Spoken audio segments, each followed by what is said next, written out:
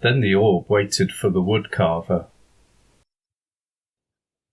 I sense that Rowan is here. I knew she couldn't resist the wooded half-light on a day such as this. I peer softly out through the slats of my hut, so that she can't see me, can't hear me. Rowan revels in play, creeping nearer and nearer, then strolling as if no one is here, but all the while gathering herself to dart like the hare. This lazy late September sun flashes flecks through turning leaves, glinting on the crown of my dear woodland daughter, treading her red hair into the finest rose gold. Suddenly she starts towards me with the sap-filled skip of the young, feet hardly dusting the soil, and I wait, open-armed, ready to scoop her all up.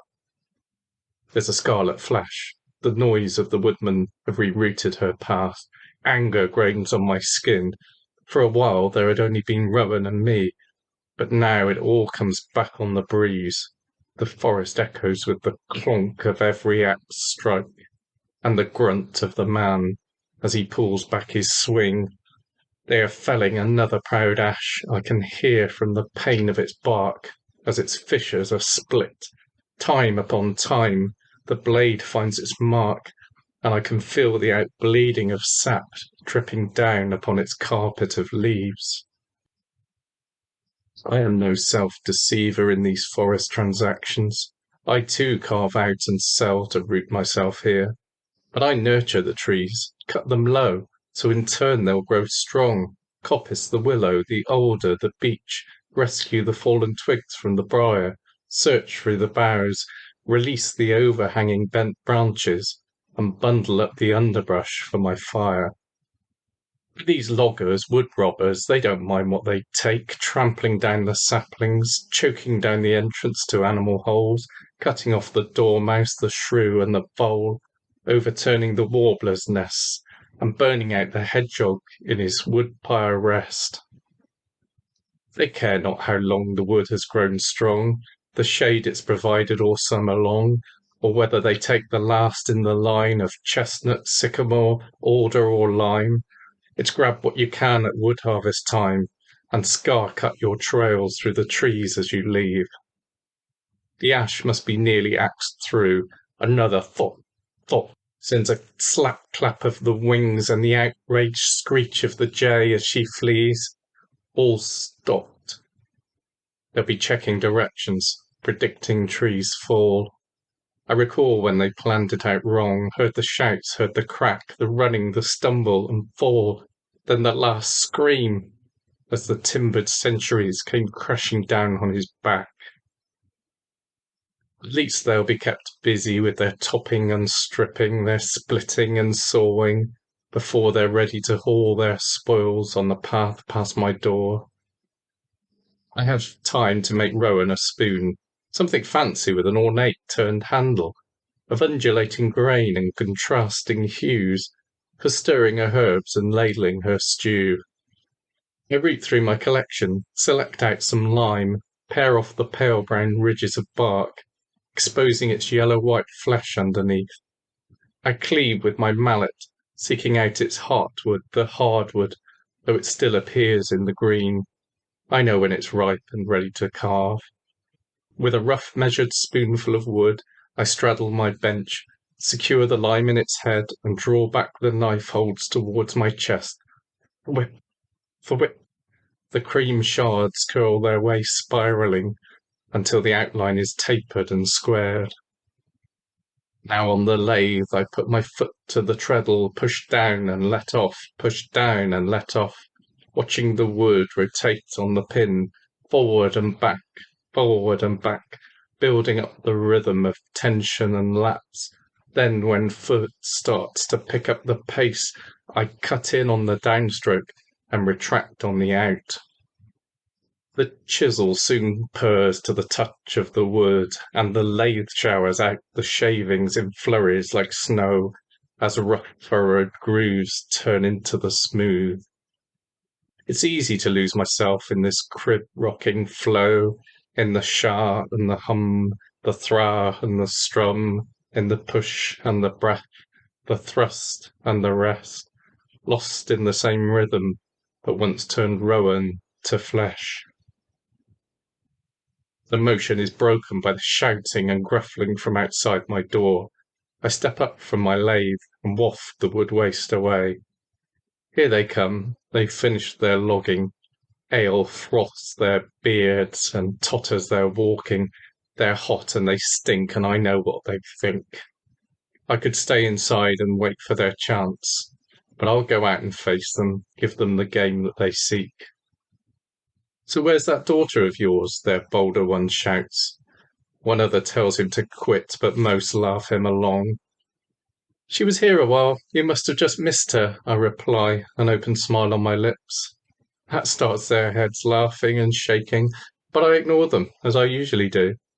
I know who I see, and I know what is true.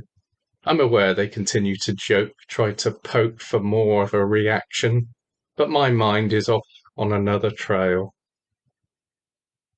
It was a day so much different from this, a wet, slippery, skin-withering day when Rowan skipped out. She said she was going to gather up sticks to keep us all warm. I told her to keep to the path, keep out of the storm. She nodded her head, made her snuffling laugh, and then she was gone. Of course, we started to look for her when light faded more, made up our lanterns, and shouted out to the oaks, but the sound was muffled by rain, and the trees, normally so welcome, seemed to be barring our way. More came, and we searched through that night, but no stars, no moon came to our aid. We gave in when our boots were more of mud than of leather, and slithered our way home in defeat. It was the emptiest night there ever was in this world. Sapped of life, I felt the hard circles formed tight round my heart. I went and did what I only know, axed into the wood stumps, fueled with a fury of mind, as if I would split them and find Rowan hiding inside. The loggers came out from the forest the very next day, bearing a body on a hawthorn raft that they'd made. Identification came from others, not me, of this girl found face down in the swell of a stream. I already knew that this was not my Rowan, not my child who daily I'd taught how to climb, how to swim, how to see this wide forest undimmed. The more I insisted that it was not her, the angrier it seemed to make all become. They tried to shake me out of it, drug me out of it, incantate me out of it, but I knew what I knew. And through these long years, they've all finally left and pronounced their verdict on me. I've proved myself right. Rowan now visits me here. This is no place for my tears. I feel myself floating, leaf-blown back to the present. The loggers are fumbling off, laughing and pushing, turning occasionally to shout. They've had their sport and baited their bear. I turn back to my work, but stand idly handling the auger, the gimlet, the maul. Somewhere I've lost heart for the making of ladles and pots. I harness the reed basket up onto my back. Time to wade out into the deep, to seek for new wood far out from the copse. I trail a new path, divining my way by the animal tracks that I've heard through the night. I follow the badger who has thunder poured out the soil, and the hedgehog who snuffled the bark for his grubs. See the sidewinder brush of the full-furred fox, and the mice who fled in claw-scurrying fear. Track the boar that tusked up bracken roots, and chase after the split-toed prance of the deer. I know this forest can only be a temporary abode for my life's outer coat. Even these great oaks will one day fall or be felled. And I'm thankful to have strode among the elm and the ash, the sweet chestnut and pine, to have trained my eyes to peer deeper than bark, to sense sycamore's freckled-flecked grain, and delve the beech's red heart. And on that day when my sap runs no more, I hope they'll take me and lay me out where the alder roots spread, near that cool rippling brook, nestle me down in the green, with all my unfinished carvings, and shroud me over with leaves. And once winter's decay has long passed, I'll rise with the sap and blossom fair in the sun. There with my rowan we'll dance and we'll sing, then hibernate fast till the next calling of spring. As I walk on, I collect what I can. I'll carve some in the green, some I'll store until dry. I search low in the underwood and high in the boughs, until I discover a glade where I've never foraged before. There, a solitary white willow is draped across water, with one of its limbs lying dangling down. I try to release it with a nick of my knife, but there's a notch where a branch joins the trunk. I scrape back bark till something glints in the air, then score it around and prise it right out. There it pulses, its glow sustained, an embryonic fallen sun. Compelled, a child coaxed to the flame. I reach out, naked hands set fast, braced for the onset scorch of pain. Yet cool this orb is to the touch, and smooth it slips into my skin. Then, as it winks into a spin, clarity floods me from within, like the numb of winter water. It fills my mind with fleeting forms of generations long past, memories of tools and crafts, and those whose work was functional and fair, all told to me in an instant, but unlike a dream, I know that they'll be safely held for all the time that's left to be. In a glimpse of a time that I don't understand, a stark walled room where someone clothed in white gown snatches up a glass in which there hides a small child. It smiles into life, channeling waves of pain down their face.